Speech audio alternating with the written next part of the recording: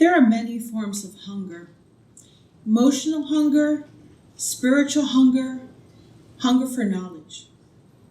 Isn't it interesting that in the allegorical tale of Genesis, the origins of intellectual was described as eating an apple? Each week we come together as a community to feed our souls with the worship we participate in the interactions we share as a beloved community. As we think in terms of microcosm and macrocosm, this spiritual community is like a garden of souls, where we come to fertilize, water, and weed ourselves so that we can show up in this world as stewards of justice and love. Today we come together to participate in a communal ritual, to acknowledge the physical hunger that many are enduring in this world, and how scarcity mentality and waste keeps people hungry. We will be sharing in this hunger communion shortly as our choir makes their way up. As we share what we have with each other, let us sing out joyfully. May abundance lead to gratitude, then to generosity. As we share what we have with each other, As we share what we have with each other, let us sing out joy with each other, and to sing out gratitude, let us sing out voice of gratitude, as we share what we have with each other, let us sing out.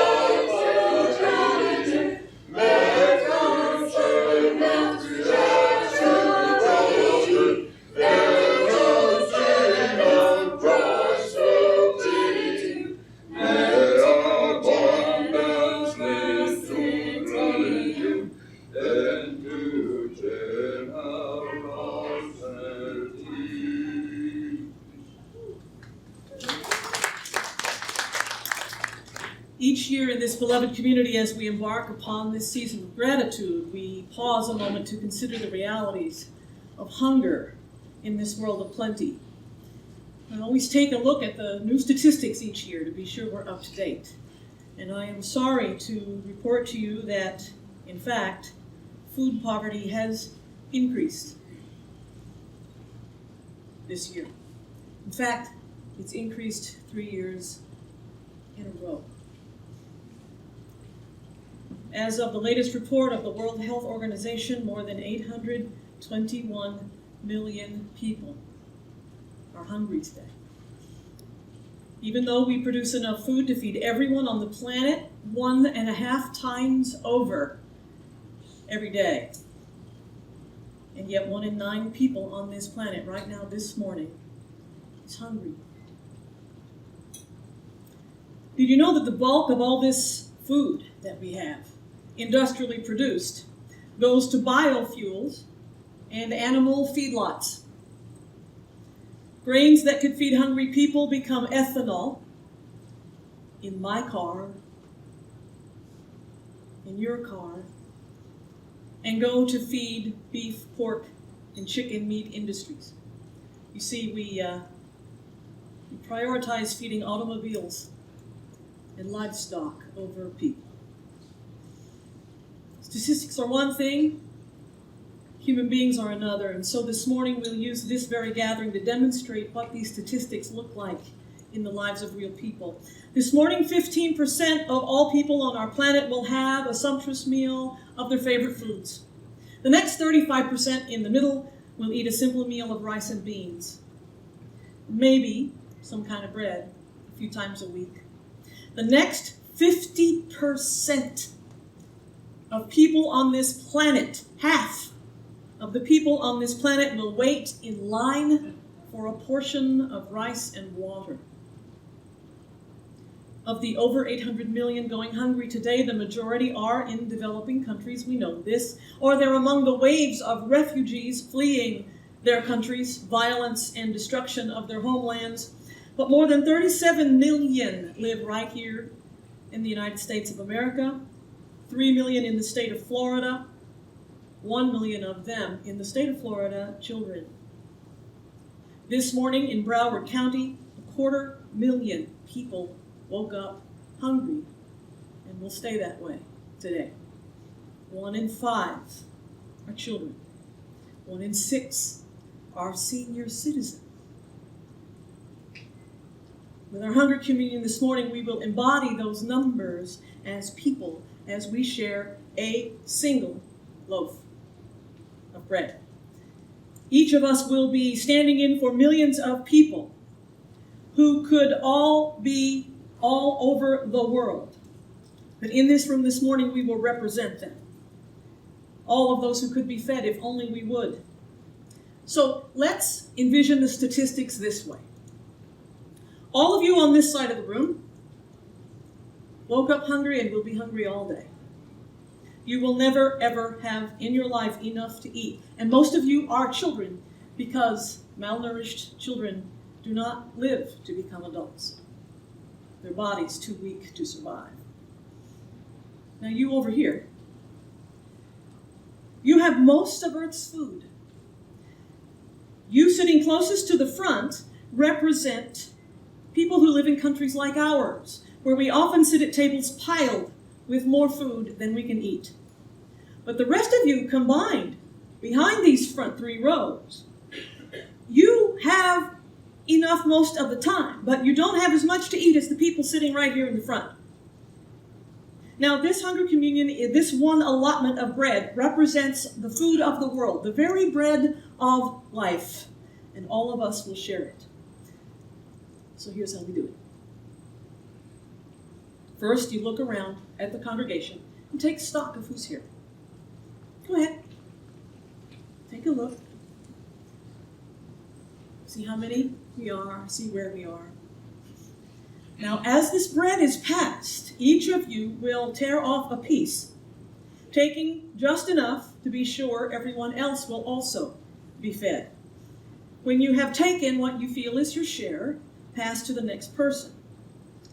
Now, we realize that some of you might feel distressed at eating a piece of bread that has been passed among many people. In fact, this is a time when y'all in the back might have rethought sitting in the front.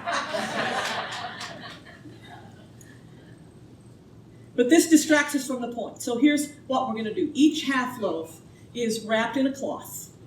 And so you can hold it by that cloth as you take your piece and then pass it to the next person. If you still don't want to eat it, that's fine. We understand that. Just hold on to it while we do this service. And then you can either put it back in the baskets in the back, in our compost in the kitchen.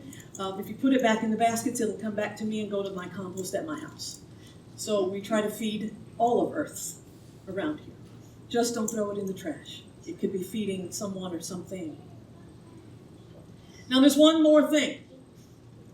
Don't cheat. So how do you cheat? Many of you have the kind of heart that will pass it on or take just a teeny tiny little pinch to be sure that the people behind you have enough, and bless you for that. Don't do that this morning, because in this ritual you represent someone. You represent millions of people sharing the food of the world.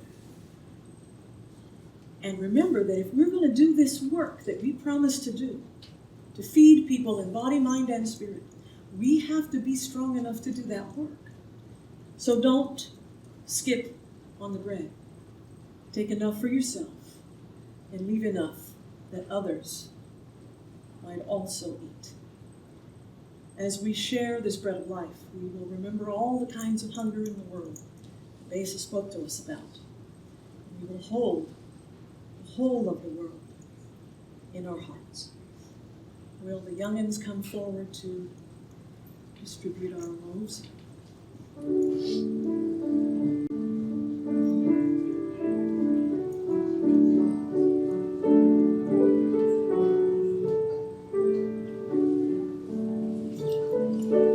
Or people with young hearts?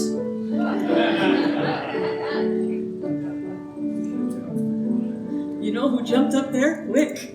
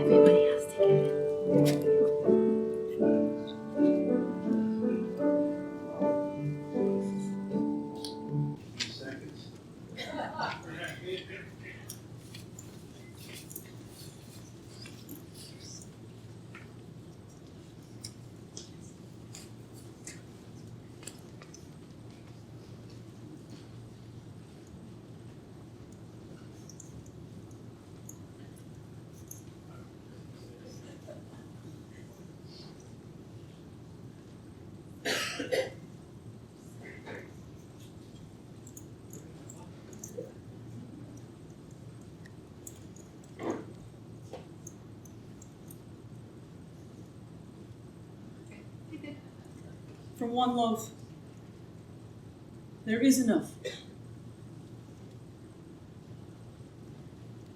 There's enough for you.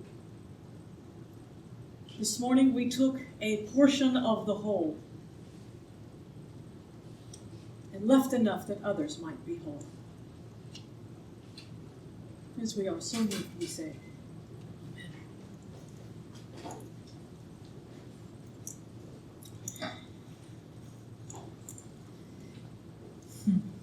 It was yummy.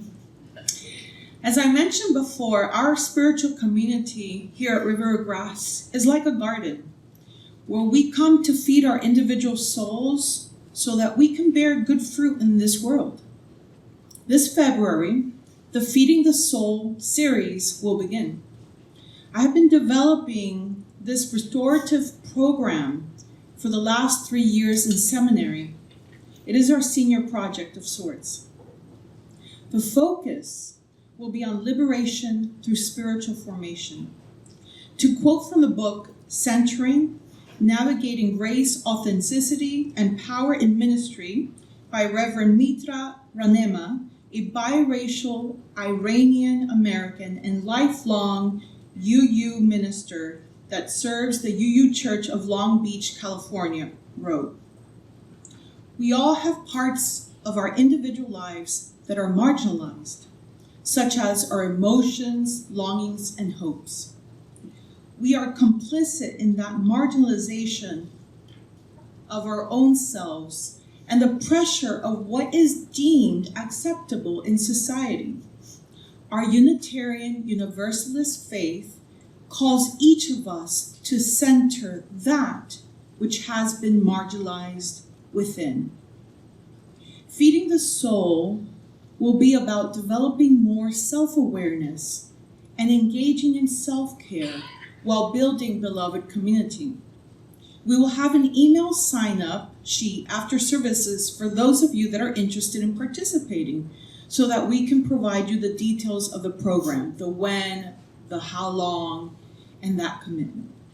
This focus initiative will be like the fertilizer, the gentle rains, and hopefully some necessary weeding the gardens of our souls will use to promote new growth and collectively bloom.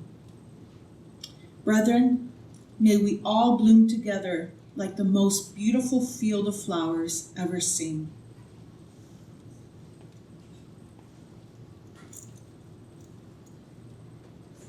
Don't forget to sign up for this. You want to do this. You want to do this for yourself. Let us rise in body or in spirit.